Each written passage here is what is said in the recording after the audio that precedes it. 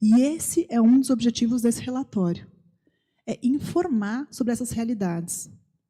Porque nesses lugares de grande perseguição, como eu expliquei antes, quando a gente tem cenário de perseguição, o próprio Estado, ou ele é conivente, e o próprio Estado é o agente perseguidor, como a gente tem, por exemplo, na Coreia do Norte, na China, na Índia, nos países que são Estados islâmicos, né? Impedem outras religiões, impedem conversão da religião principal para uma religião minoritária.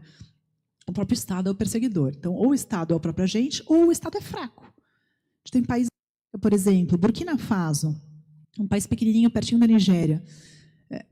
Os terroristas dominam 40% do território do Estado. Então, o perseguidor não é o Estado, mas o Estado não tem corpo, não tem forças para fazer frente a essa violência. Né? E essas pessoas que sofrem a violência nesses países não têm a quem recorrer. Porque o Estado ou não é capaz, ou é ele o autor da perseguição. Então, vou recorrer como? A quem? E é por isso que é tão importante falar disso no Brasil. Porque a gente pode perguntar, nossa, mas o que eu tenho a ver com Burkina Faso, com a Coreia do Norte? A gente não teria nada a ver, mas a gente tem tudo a ver. Né? Como cristão, a gente acredita que é parte do mesmo corpo místico de Cristo. Independente disso, eu posso nem ser cristã. Eu tenho que entender que a liberdade é um valor fundamental.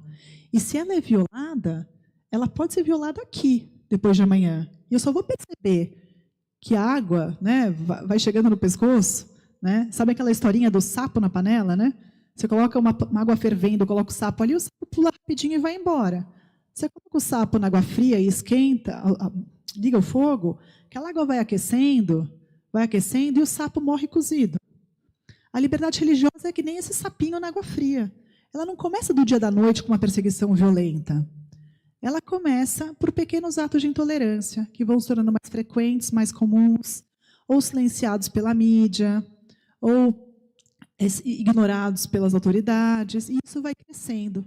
Então, conhecer o que acontece lá é importante para a gente defender a nossa liberdade aqui.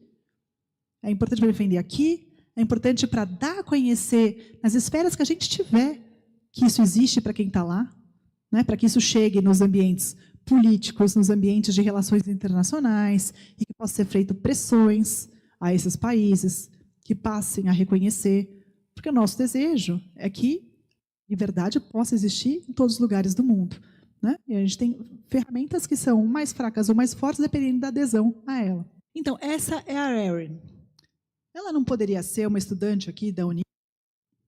Tem 21 anos, estudante de medicina, irmão mais novo, que ela ajuda a cuidar, leva para a escola antes de ir para a faculdade dela. A vida normal, pai, mãe em casa. Um dia ela acordou, levou o irmão para a escola e foi para a aula. Tinha prova naquele dia. E não voltou para casa. Eu sou mãe, eu tenho 5 filhos.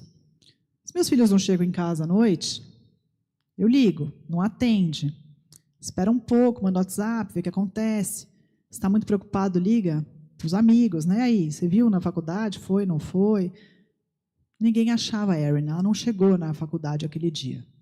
Aí você já pensa, né? Teve um acidente, aconteceu alguma coisa. Não teve nada. Foram na polícia relatar que ela tinha sumido. E aí, descobriram que a identidade dela tinha sido alterada naquele dia. Ela mora no Egito, ela é egípcia. No Egito, a carteira de identidade das pessoas indica a sua religião. E naquele dia que ela desapareceu, teve um pedido de alteração na identidade dela, de cristã para muçulmana. A polícia reportou ela só como desaparecida e não como sequestrada. Apesar da família falar que ela tinha sido sequestrada no caminho, que tinha todos os indícios disso, as pessoas não viram ela chegar. Um mês depois que isso aconteceu, o irmão recebe uma ligação de um número desconhecido. Era ela, desesperada, chorando e falando: eu fui sequestrada, eu estou na região tal. Esqueci o nome da região, mas enfim, no relatório tem. Eu estou na região tal, e quem me sequestrou foi o fulano de tal, nome e sobrenome, venham pelo amor de Deus me socorrer. Ela falando, nervosa, a ligação foi interrompida. Os pais foram até a polícia daquela região, falaram o que tinha acontecido, deram o nome da pessoa.